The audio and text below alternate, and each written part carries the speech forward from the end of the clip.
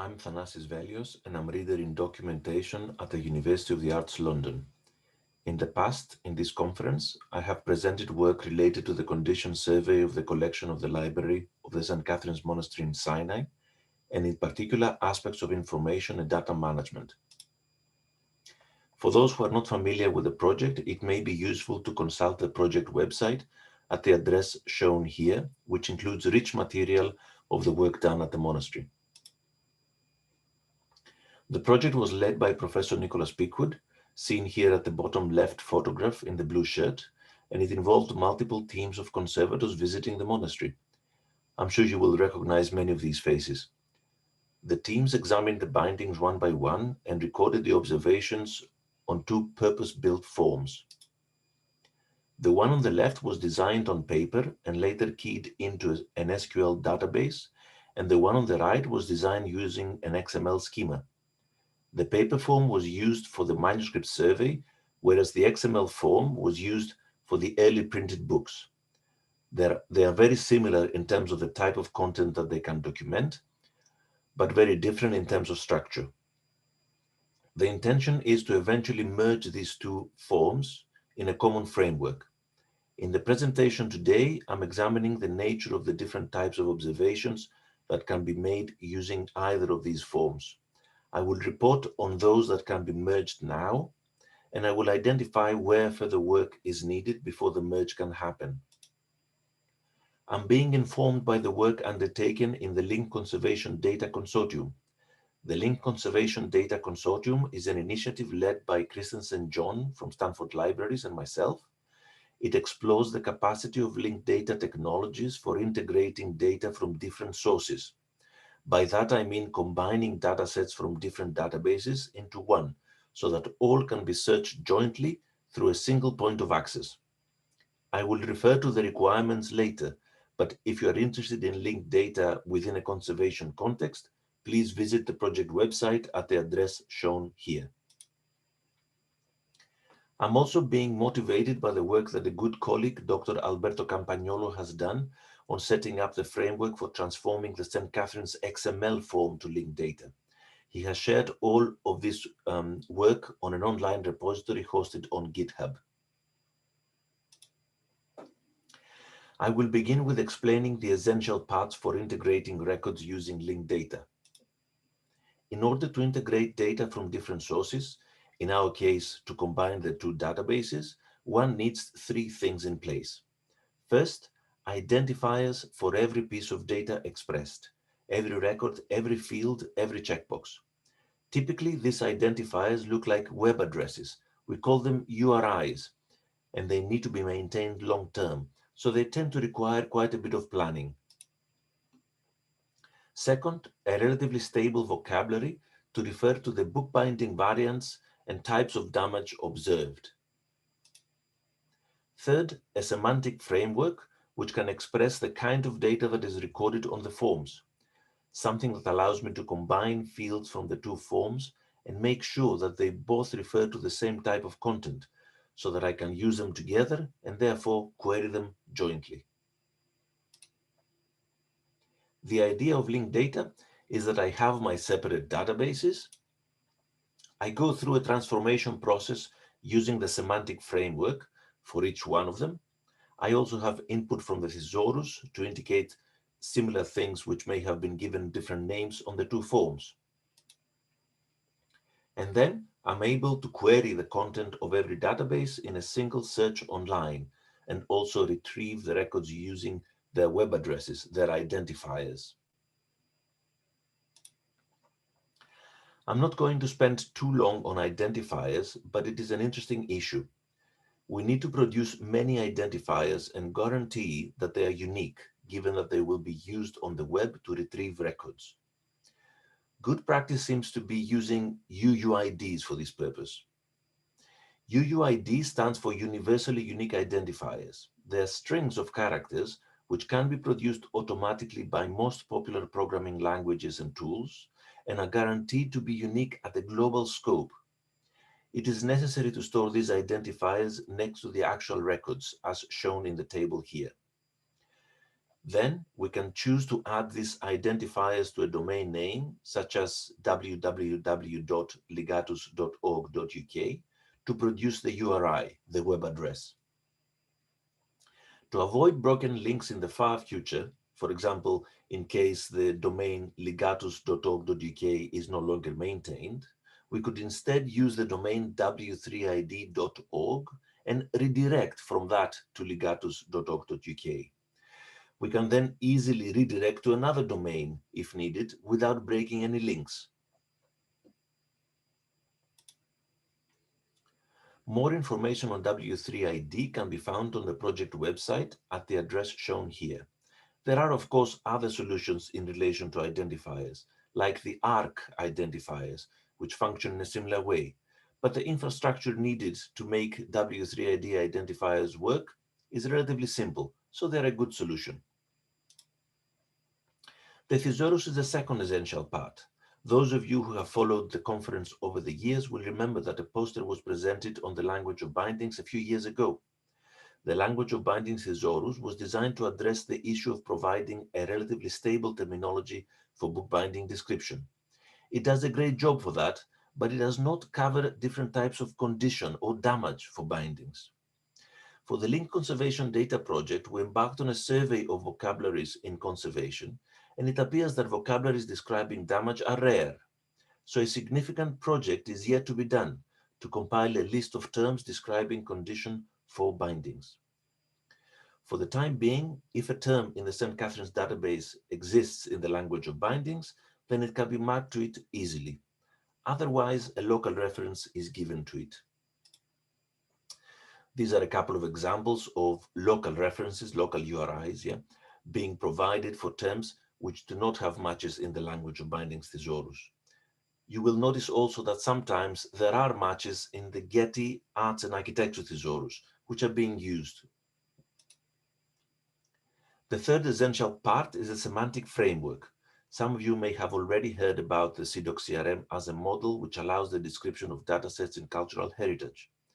This is what is being used for the St. Catherine's database, and I'm exploring here whether it can indeed express all types of records from the two forms. There are hundreds of fields in the St. Catherine's form, but many fall into the following categories. Many fields indicate the existence of a component on the binding, and in particular the categories under which it can be classified, primarily the component type. Related categories are the material that it is made of and the technique used during its construction. An example, we have the record of a book from the St. Catherine's with specific board markers. These are described here using the CDOC-CRM. The brown highlighted boxes indicate the two specific board markers of the book as human-made objects, a class provided by the CDOC-CRM. Each of them connected to the material with a link P45 consists of, provided by the language of bindings thesaurus, tanned skin. The same applies to the component type board strap markers using the link P2 has type, again, that link provided by the CDOC-CRM, whereas the term is provided by the language of bindings thesaurus. Technique is a bit more complex as it refers to the process of attaching the board marker to the book. So we need to describe the event when this technique was used, the part addition event, another class that the CDOC-CRM offers. And this acts as a junction for the technique, but also the book and the markers. The CDOC-CRM also shows the description of the fields about condition by connecting the class condition state to the markers and specifying its type, broken off in this example. It is interesting to consider condition a bit more. In the St. Catherine's form, we have a frequent pattern of recording extent and severity of type of damage. Extent is the percentage of the component which features the damage, and severity indicates how serious it is. At first sight, this appears to be a measurement. However, it is not. It is a classification of the condition state of the component based on a rough assessment by the conservator. Severity is certainly based on rough assessment. The extent may be calculated based on the measurement of the volume of damage, but in reality, such measurements were never made during the project. The fact that these figures are types of condition state of the object is also reinforced by the fact that they increment by 5%. So we basically have a scale from 1 to 20, therefore 20 categories. The type of damage losses is also interesting. It follows the same principle, but it is calculated not based on what the conservator can see, but based on what the conservator imagines that was there in the first place. It is worth exploring this idea a bit more. I will do that as part of considering the idea of existence. Nearly every section in the St. Catherine's form starts with a yes-no box to indicate if a component exists. An extra box mentions NK, which stands for not known, and it is used when the conservator is not certain on whether the component was there. Marking yes means that the book features a component of a specific type. Consider the example we have here for page markers. One would mark yes when there may be 5 or 10 page markers, but it would not be possible to describe each one of them individually on the form. Marking yes does not mean that I have only one item of a type. It means that the type has been observed. It is currently not possible to express this in the CDOC CRM. So as part of the work for the link conservation data project, we're extending the CDOC CRM to include such statements. This is how it looks. The bottom link, P46 is composed of, is provided by the CDOC CRM to connect individual things to the binding. The top link, TP46, is composed of thing of type, is introduced to allow describing the yes boxes.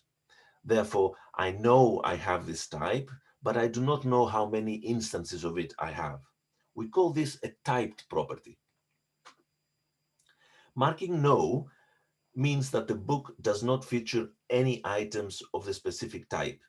This again is not possible to express with the CDOC CRM, and therefore we need to provide a separate link for it. It looks like this. NTP46 is not composed of thing of type. We call this a negative typed property. It turns out that most of the things offered by the CDOC CRM, most of the links offered by the CDOC CRM can be used to produce typed and negative typed properties. And I'm going to report separately on these in a forthcoming publication.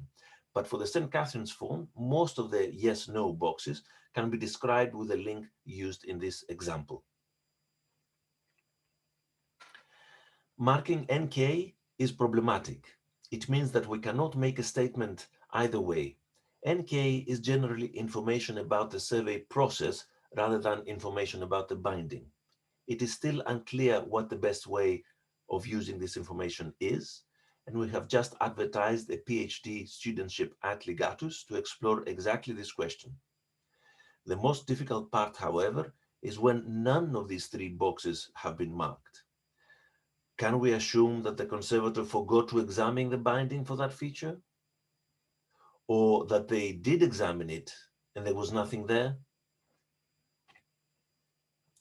To provide a bit more clarity, the subsequent XML form had an additional option, NC, for not checked, which was always the default option. So we were a little bit more certain when information was missing that it was not because it wasn't checked. This relates to an interesting discourse in information science about the two ways of understanding databases. First, the open world assumption. If a record does not exist in a database that follows the open world assumption, then we cannot assume that the real thing does not exist either. In open world, the lack of a record of a page marker does not mean that I do not have page markers. In a closed world assumption, the lack of a record of a page marker does indeed mean that there are no page markers. Therefore, I have complete capacity to observe the binding, and I know that the feature is absent. It appears that the development of the St. Catherine's form moved towards a closed world assumption, especially with the introduction of NC to ensure no field remains empty. If we return to the type of damage losses, it is interesting to consider it in light of the open-closed worlds assumption. It seems that by indicating the percentage of the material missing, we are stating that we know exactly what was there originally, and therefore losses is a closed world assumption damage. The negative type properties are also valid under the closed world assumption. Therefore, I'm stating that I have full capacity to observe the binding and full knowledge of what leaf marker evidence can be. I have also observed every single page for that evidence, and none of it exists. In general, closed world statements are rather strong and do not allow margin for revisions. I'm going to refer now briefly to other types of observation. Another common type is that of measurement of dimensions. For example, estimating the overall dimensions of the binding using a measuring box. There is a well-established set of classes and links provided by the CDOC CRM for measurements and dimensions, and they match very well the St. Catherine's form fields. Basically, we have the event of measurement in blue on the left here. The brown box is the book that was measured. The white boxes correspond to the specific dimensions observed for that book, and the orange boxes correspond to the type of dimension, i.e. whether it is height, width, or thickness. The St. Catherine's form also includes drawings. I'm showing a few examples here. The top example is the profile of a page marker. By drawing that profile, the conservator provides information about the typology of the page marker. So this is straightforward connection. This is a straightforward connection in the CDOC CRM using the property P2 has type, as explained earlier. The other two examples indicate the location and area of damage. These are a lot more difficult to describe as they include spatial information, which, although can be described with the CDOC CRM, they result in complicated structure for relatively limited benefit. Correlating the type of damage across the two databases is a valid use case, but correlating the geometric shape of this damage as manifested on the book, I think is less useful. Other types of records include the relative position and connection of components. For example, the fact that an N-band cord is attached to a board. Such records relate to spatial information similar to the drawings, and I have yet to identify a good way of expressing these. In some cases, the form makes recommendations for the types of repairs needed on the book. Again, as part of the discussion around linked conservation data, we are considering an extension to the CDOC CRM for proposing future conservation activities, including repairs. We will report on this separately as it is quite a significant type of record in conservation and only a minor component of the St. Catherine's form. You can follow the progress of the ontological model of the St. Catherine's manuscript form on GitHub in the repository shown here. This is, of course, alongside the existing repository published by Alberto Campagnolo, which I mentioned at the beginning of the presentation. You can also follow the progress of the typed properties and negative typed properties on a separate GitHub repository, as shown here. And thank you very much for taking the time to watch this presentation. And I hope that it has triggered some interesting thoughts around open and closed worlds in conservation documentation. I'm looking forward to hearing your questions and comments in the live discussion session. If you prefer to get in touch directly, please contact me on the email address shown here.